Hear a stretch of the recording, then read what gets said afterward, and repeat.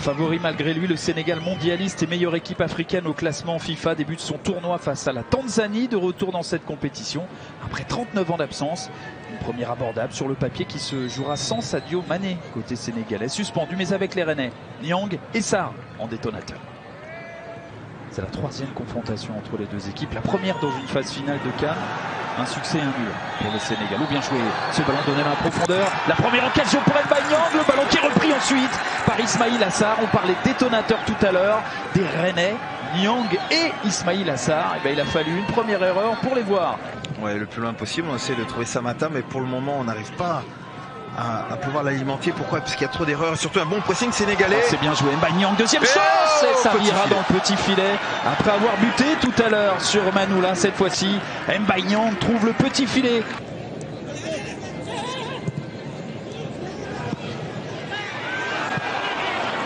Ce ballon qui ne donne rien, mais c'est une tentative et peut-être un petit peu de confiance retrouvée. Moudathir Yahya qui a pris sa chance.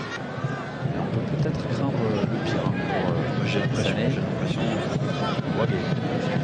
Avec Ismaïla Sarr qui peut faire la différence dans un tout petit périmètre, le centre en retrait.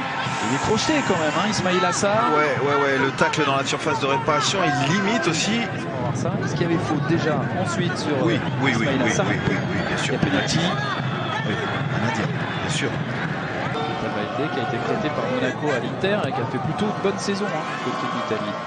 Avec en série A. Ça, c'est bien fait. Attention, avec Keita Baldé justement, la frappe de gauche et voilà Keita Baldé qui permet au Sénégal de faire la différence. Il est revenu au premier plan grâce à une saison en Italie. Il marque là son 5e but en sélection et le premier du Sénégal dans cette CAN 2019.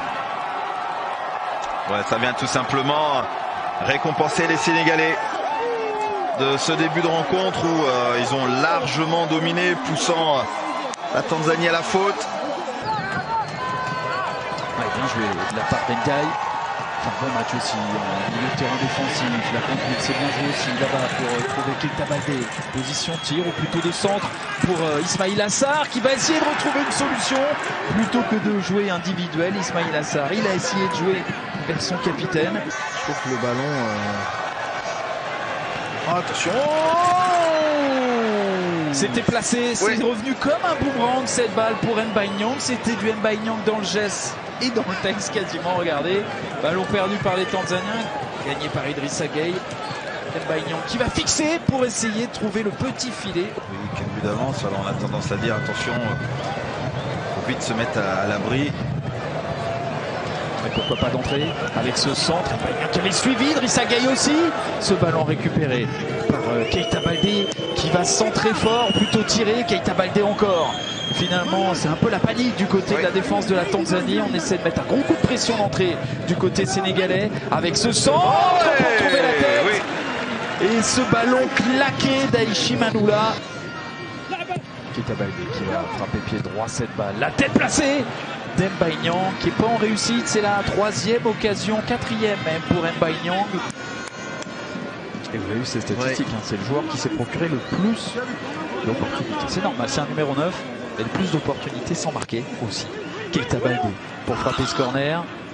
Ce ballon finalement récupéré. L'éclair de génie pour son premier but en sélection de Crépin Diatta. Un joueur siglé d'Aliou Cissé. 3e sélection pour Diatta. Et la lumière dans ce match d'un joueur de 20 ans pour permettre au Sénégal de vraiment s'emballer dans ce match et s'envoler sans doute au score. Ouais, c'est parfait, cette frappe de Crépin Diatta. La position du corps est parfaite, il attaque ce ballon, il domine son ballon. Et la frappe est pure.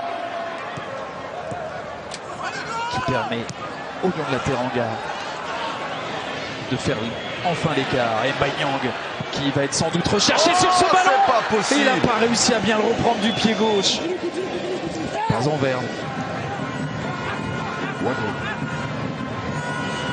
Oh, c'est bien combiné avec la possibilité pour Ismaïla Sarr d'aller provoquer et de mettre ce ballon juste à côté. Et le Sénégal, sans être forcément extrêmement brillant, sans Sadio Mané, a fait le job solide dominateur. Le Sénégal s'impose logiquement 2-0, un but dans chaque période.